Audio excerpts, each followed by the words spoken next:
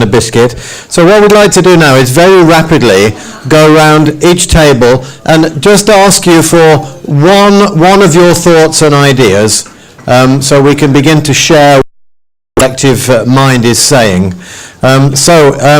Randomly picking the table over here at the back, are you able to just give us one of your ideas, please? Oh, well, you need this. You need this. Who's going to speak? I think generally on this table we felt like it wasn't actually tactile enough. It was all devices doing stuff for people and not enough interaction with humans. Okay, that's good. Thank you very much. Okay, we'll rotate around this way. May I give that to you? Hello everyone. Yes, in this table we think about different things that are missing. The first one is that it seems that Mary is alone, so it's like missing the interaction with different people, and we call it people and social interaction. Also the issue of consultation, who's going to have the permission to access the information, Mary's information, when she's going to be able to consent about that. There is something about the freedom of choice. Maybe she's going to feel invigilated all the time. Okay, thank you. We're going to move on. Technical support. Yeah, we will get back to you. Who'd like to speak on this table? Yeah, I was going to say, that's most of the options gone. The only thing you didn't mention was we talked about the different stages of control. So what stage of Mary's journey was this at? Was there a sense that this was something that could happen partly, fully? She could choose at what level she's interacting with it, rather than it being total control or not. Thank you. Thank you. Hi there. We were discussing quite a lot the cost around this total kind of integrated world of Mary, both from kind of a software and a hardware point of view, and also going back to the properties she's actually in and connectivity around her in terms of 4G, Wi-Fi, and just everything around her. Yeah. Good, thank you. Excellent. Who's going to speak to us on this table? Thank you. I think it's going back to what we originally said about what Mary wanted, originally putting that aside because that's a bit too technical, and recording that and giving her the independence that she needs, under the theme, I did it my way, and recording that and making sure that whatever they want, do we actually have that system in place or those interventions in place? And maybe that's probably, by recording that data, we might see a pattern that it might be something that others want to. Excellent. Thank you. So that's action research, learning by doing. Who's on? Thank you. So we've had some similar points to the other tables, but I think our key thing here was that the technology, whilst it helped her, was very disempowering. She had very little choice. She could express no preferences, and actually the technology was isolating and preventing social interaction and also, any physiological interaction that she might have with other people. So we think that's really important. Thank you. Thank you very much. A couple of quick ones. The first one struck us the interface there was very disembodied, and being chased around the house by a voice is like to send her mad rather than get her healthier. The second one was the point made up earlier about it's about isolation and talking to people, and thinking about virtual communities, but particularly think about how the generation that's being raised on Minecraft and massively multiple games, how they will have a different sense of the use of technology to defeat the isolation problem. Excellent, thank you. Who is your spokesperson, please? Would you mind? Yeah.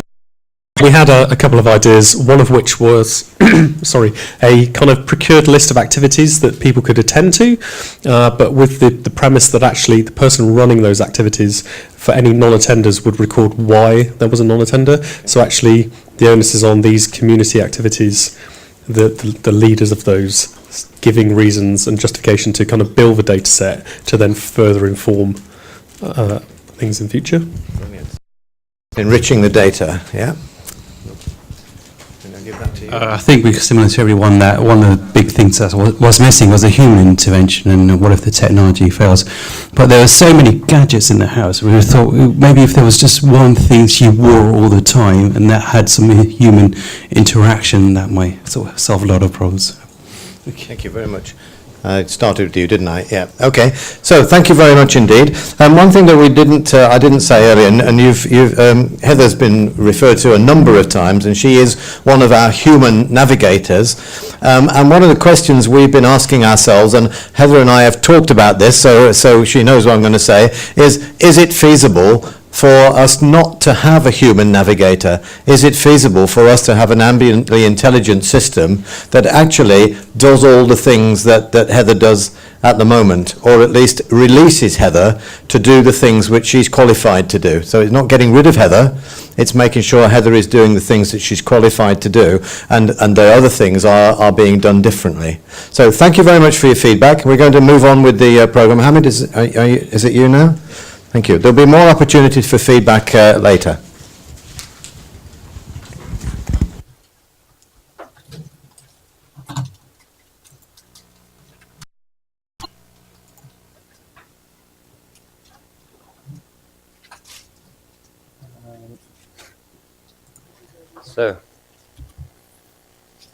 So we've done that already. So I just want to quickly tell you how you can submit your ideas after this event around any of the challenges that I'll be presenting to you in a minute. So what we've done is, I'll be sending a link to all the attendees. There is a page on the Birmingham community website where you can basically submit any ideas that you might have around those challenges. The reason we've gone about doing it this way is that we want to keep it tidy and keep it to a certain template, and there's word limits on the definition of the idea, and once you basically put in your details and select the relevant challenge from a list of 16, then you can tell us what the title of your idea is and what it actually is, and then you can attach some documents to support your idea and then submit it, and I'll be receiving that in a certain format, and then we will have sessions amongst us where we will review all the ideas that are submitted to us. So telling you about all the challenges that we've identified, it was really good to hear the feedback from around the tables about these challenges that I'm going to present to you. These challenges, we've extracted them from that particular scenario that you, but then again, I'd like to re-emphasize that we're in no way saying this is definitive, and I'm very certain that this list of challenges will be basically restructured and reframed as we start our collaborations with you. So yes, so Christine and Clive are going to quickly distribute these list of challenges to you. The reason I didn't give them to you earlier is that I didn't want to distract you. I wanted you to be able to listen to what the other speakers had to say. So this is the actual list of 16 challenges with some explanation as to what we mean by them. Once you've all got a copy, then I'm going to start going through them on the screen here and tell you what they actually are. And in your delegate packs, there's also a document called the mobile apps. So what you see on the walls here is the background research that we've done around these challenges, and some of them were presented as posters on the walls. Some of them, which are the mobile apps, we printed them and put them in your delegate packs. So we just wanted to show you that we've done our homework. We have a rough idea as to what's already out there, what solutions are available, and now we want to start working with you to develop the tools and solutions that are more tailored to the specific needs that we are going to present to you here. So the first challenge is an e-community. So the idea of an e-community is something like a Facebook. But it's for the elderly. It's something that they can use and they will use. And this is a big challenge because we want them to be encouraged to use it on a regular basis, and we wanted to increase Mary's interactions with like-minded people. There is a neighbourly neighbour infrastructure. So the idea of neighbourly neighbour is to encourage all the people who live near Mary to get involved in her well-being. And so we want them to voluntarily sign up to Mary's care and well-being. And in cases where there is a minor alarm event triggered against Mary because she's in distress, we want the neighbourly neighbour to be the first person to respond to that. And how is it digital? Digital enablement is part of the neighbourly neighbour infrastructure, because we want to use digital technology to basically find out about the neighbourly neighbour's interest in Mary's well-being and then sign them up, and also be able to inform them when Mary does need their care and attention. Psychosocial culture and behaviour change. This one, we're completely relying on you, because a lot of you have the expertise to tell us what sort of digital tools might be available to enable behavior change. There's lots of factors that will the dynamics of culture and behavior in various geolocations. There is ethnicity, age groups, the local economy. All these things will determine a variation in the type of basically culture and behavior you see in various locations. So you tell us, we want you to tell us what you're aware of that can help us achieve that. SSCP, that's the name we've given it. This is a platform that all the nodes on the ring of confidence, the ring of confidence that Sam German referred to, all those entities can communicate safely with each other regarding Mary. So, as an example, when the butcher does not see Mary on a Tuesday morning, then he's going to be using SSCP to parse Mary's visibility from the other nodes on the ring of confidence. And if Mary has been seen by the bus beacon, by the supermarket beacon, or by the GP, he'll get a response, yes, Mary's been visible, and don't worry about her. Point solutions. So the point solutions are particular solutions that may not necessarily fall directly under the remit of what we're trying to do here, but they're solutions that can basically resolve certain problems, very specific problems. I'll give you an example to clarify myself. If you know the district nurses who go around the community and visit Mary and Mary's peers, at the moment the way that they have to record their mileage is very cumbersome, and they spend a lot of time filling out travel expense forms. If there was an app that could record all of the district nurses traveling to various locations, and that could automatically update the data to the traveling expense system, then a lot of district nurses' time would be to be spent where it's most needed for Mary's care. So that's just an example. So we've left this particular one quite open, because it could be any particular solution, specific solution for a particular problem that will ultimately contribute to improving of Mary's well-being. The Flexible Workforce Platform, it's a smart platform to manage the workload of all the people who are involved in Mary's well-being. There are examples of this out there. You would see some of the examples on the posters, smart workforce management tools that are already out there. But none of those do exactly what we want them to do. So I'll give you another example. When Mary, in the scenario you watch, when Mary is in distress in the afternoon and she's got high temperature because she's taking antibiotics, if the neighbourly neighbour or none of the other people who received the alarm event respond to it, then we want the alarm event to be relayed to the district nurse who's closest to Mary. So the closest one in Mary's vicinity will receive a prompt on their digital device saying that Mary needs to be seen.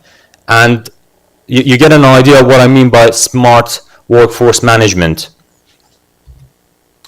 The digital care assistant is a tool that's going to have a lot of applications. It's going to be used to collect information from Mary. So we're thinking of utilizing that in various ways to collect information around Mary.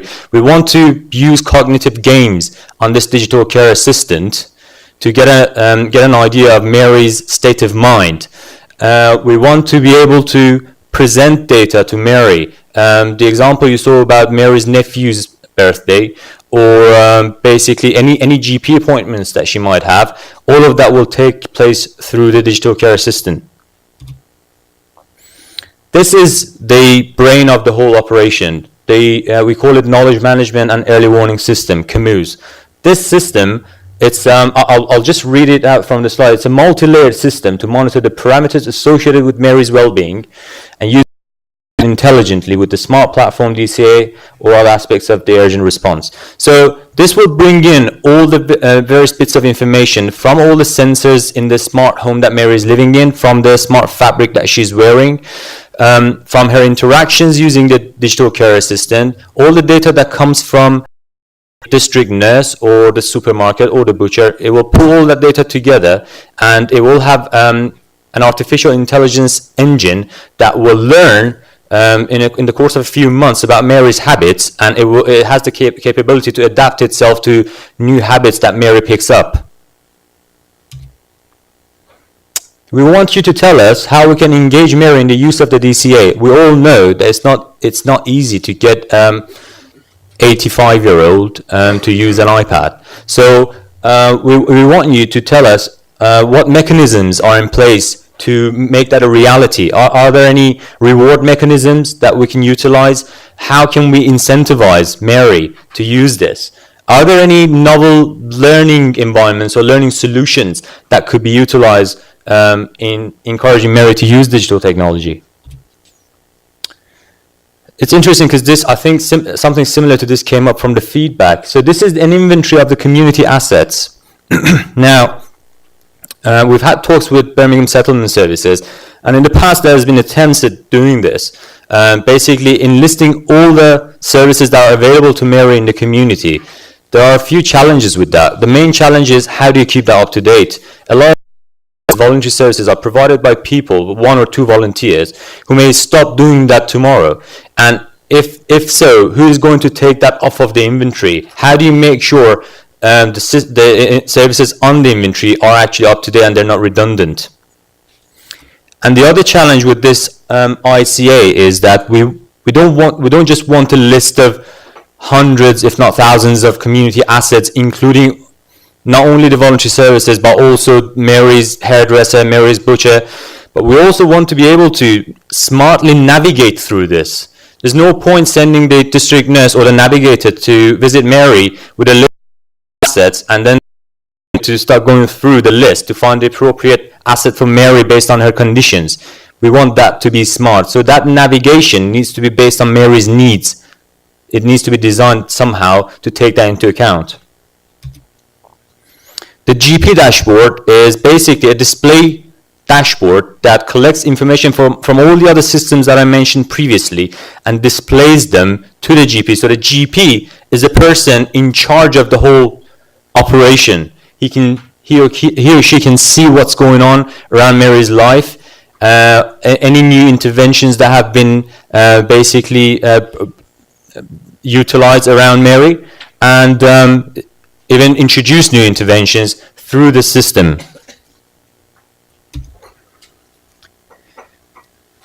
We want to be able to measure Mary's interactions. When we had our brainstorming sessions, we came up with a concept of Mary's different villages. So we know that Mary has a geographical village, so Mary might be living in Chardin, but then there is a personal village that might be larger or smaller than this geographical village. What does the proportion of the two villages tell you about Mary's state of mind and her well-being?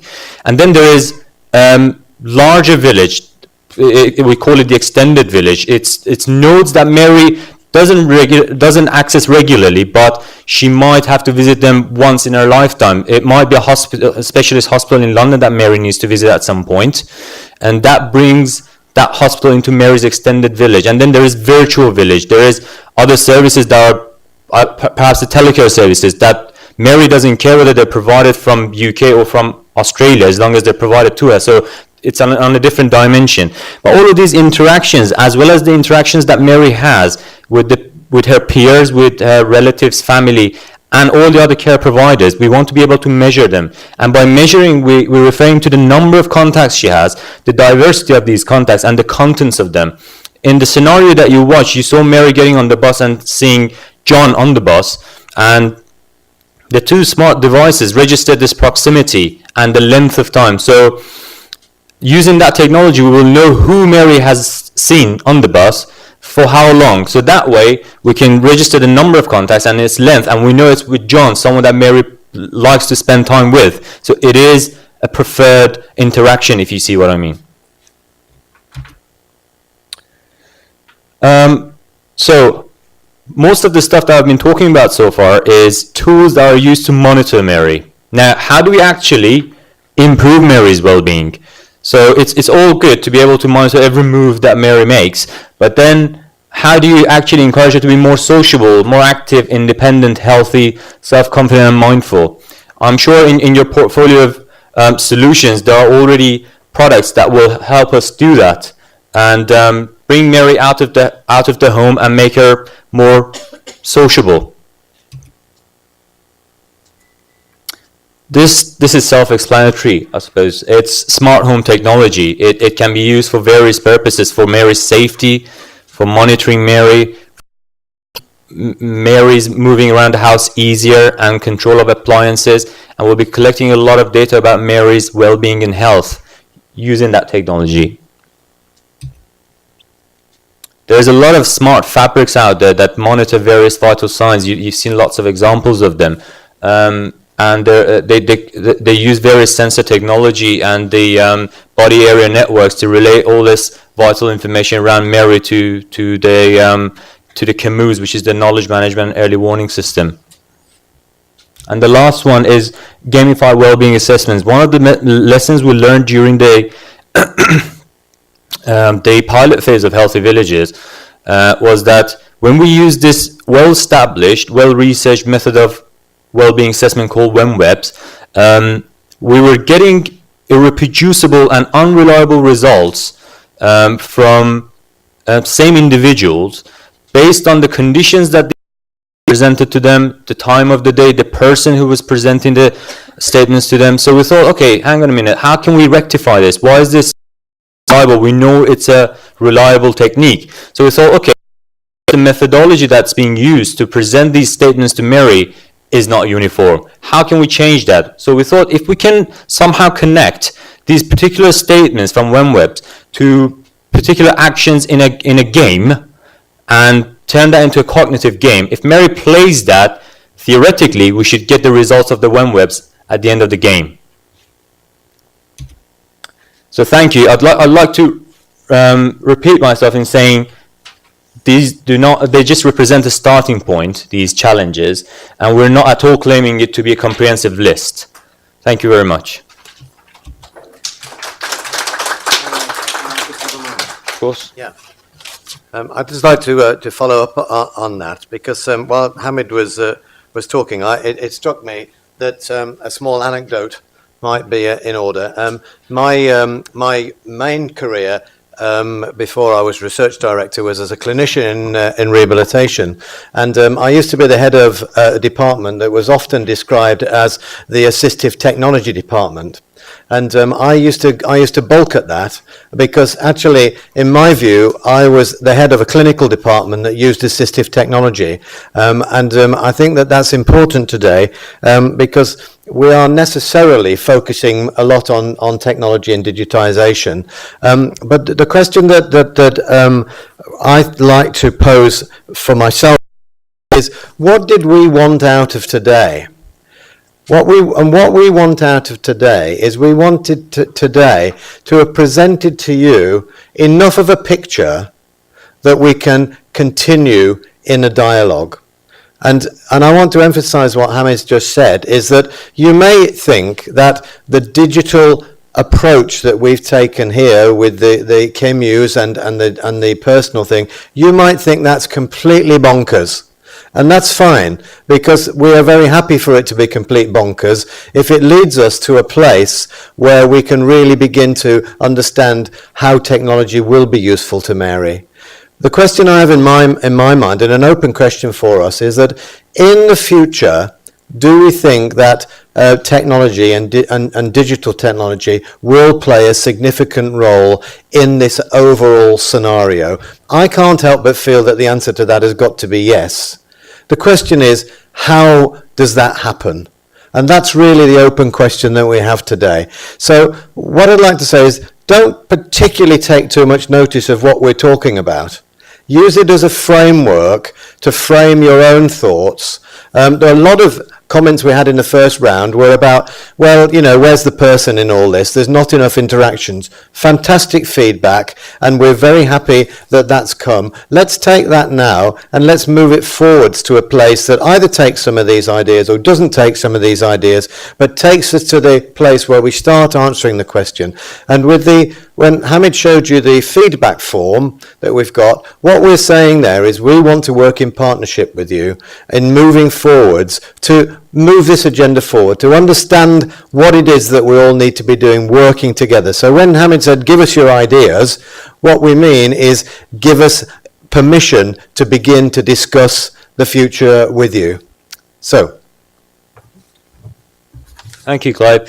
So at this point, we want to have a slightly longer brainstorming session because we have more on that list. There's 16 challenges there, and if you would like to add to that anything else that you think we've missed, by all means do that. What I want you to do in the next 20 minutes is to do a quick brainstorming at each table and think of two things. What do you want us to tell you? What do you need to know from us to be able to perhaps come up with solutions or tailor your already existing solutions to resolve any of these challenges that we presented to you? And second question is, please tell us any comments that you may have around these particular challenges that we presented. So you must all have a list of 16 in front of you now, and you're being provided with more paper as we speak. So please spend the next 20 minutes doing that, and then what we'll do is that in the next half, we're just going to go from table to table and ask you to basically mention the top 3 comments or the questions that you have for us, and hopefully between us we'll be able to answer those questions, and if not, we promise you that we'll go back, find the answers and get back to you. And that's why it's so important to put the names of the people next to the ideas or the comments that you come up with so that we can chase it up. Thank you.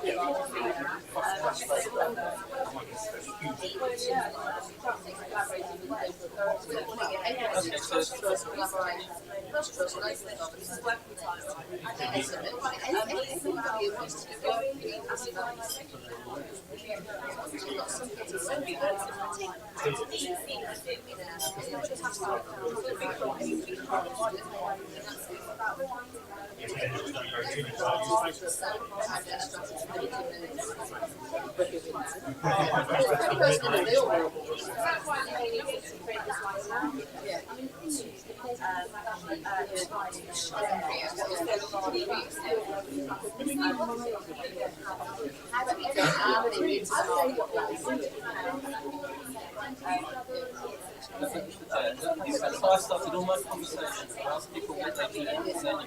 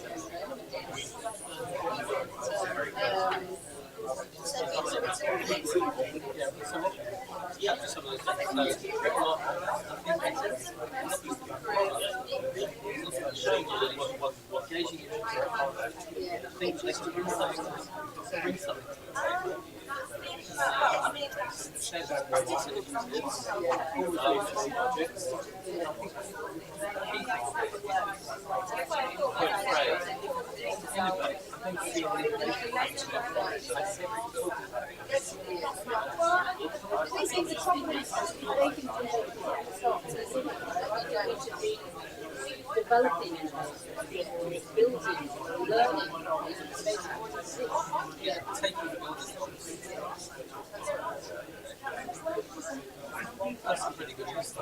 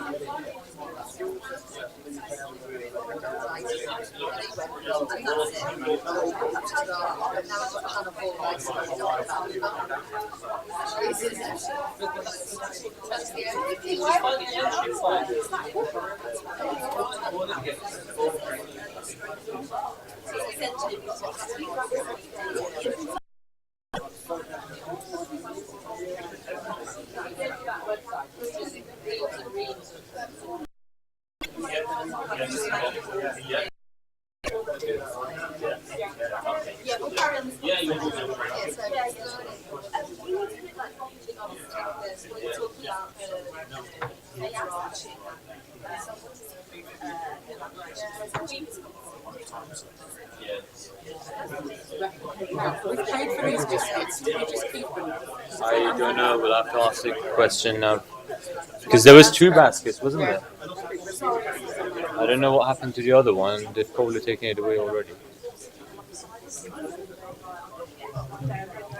It means taking them upstairs and putting them in the Healthy Village road. I'm just saying, if we paid for those... I don't know. Oh, yeah, it's in yeah, because I don't know what that is. You don't need it.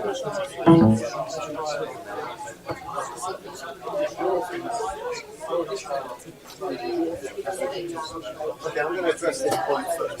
Okay. Yeah, that's fine. Let's get Sam. Yeah. Let me see if I find it. It's which one will mine be?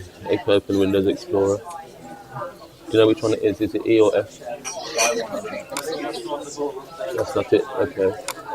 That's it. What you want is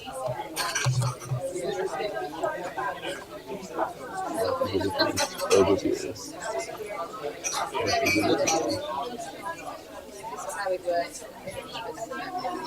You sort by type. By type? Yeah, you do that then. Yeah. No, there's all the ones that are similar. Oh, is it PowerPoint? Yeah, it's a video.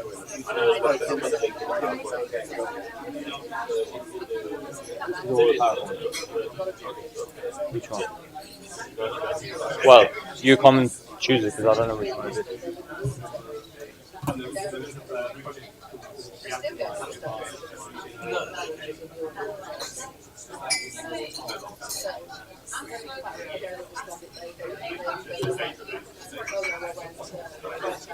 Does it play then? Yeah, if you work around the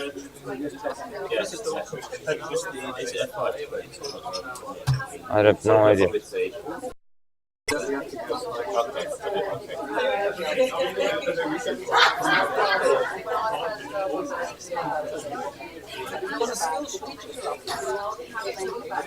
Healthy 1, 2, 3. Lowercase all. Till H and then healthy 1, 2, 3.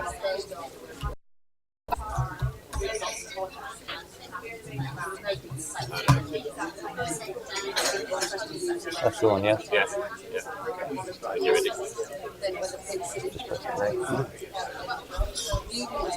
Okay. Right, if you wouldn't mind, we'd like to show you another short video. We're trying to be dynamic and adaptive to what we're hearing, and a lot of people have said to us, we're sort of surprised about the sort of digital side taking away from the human interaction. In a sense, we are unashamedly today are here to talk about what is the potential for digital technology within this context, and so understandably there's going to be a focus on that. But what we've got here now is a video which explains healthy villages in a slightly different way. I find that interesting. Just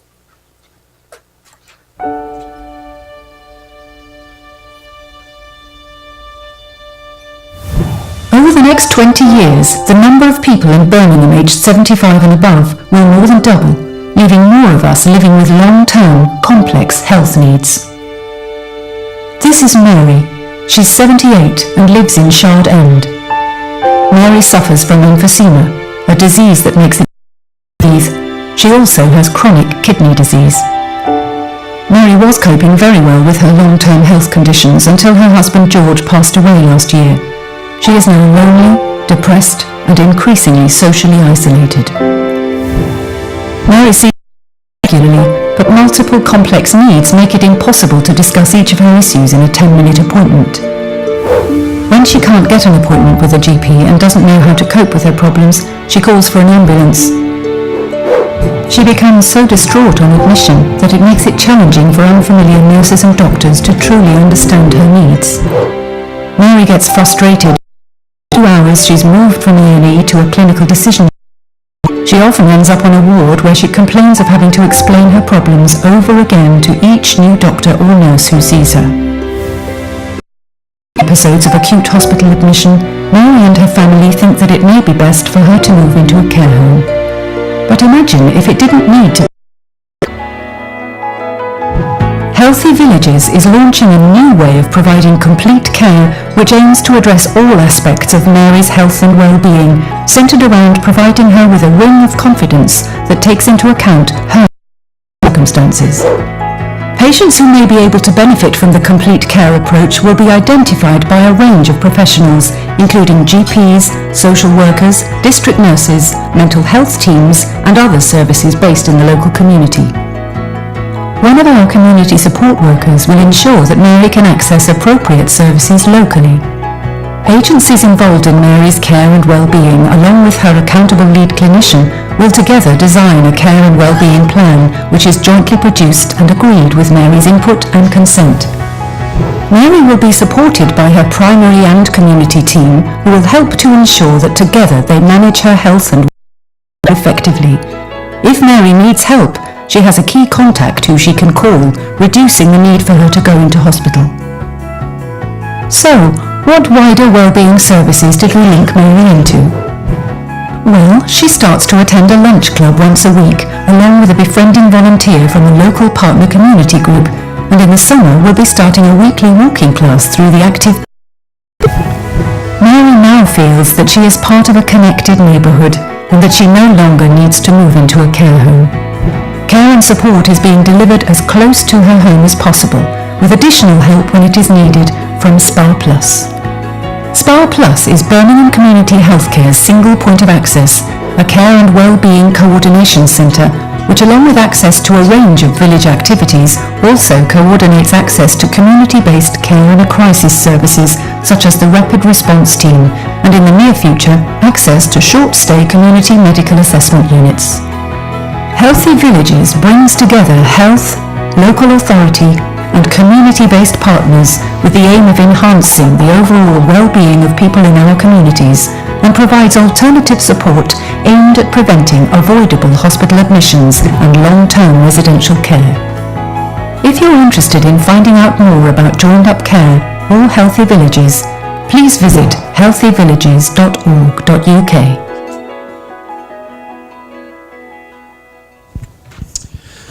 Okay, so I hope you found that added to the whole picture. So now we're going to take our feedback from your discussions. So to just continue to reframe the whole thing, what we're looking for is to find out how we might work with you to move from what you've just seen towards some version of what you saw in the earlier video, even if it's a completely different version and nothing like the one that you saw. So if I may start with this table, what are we doing? Top 2 points, did you say? 2 or 3? Yeah, top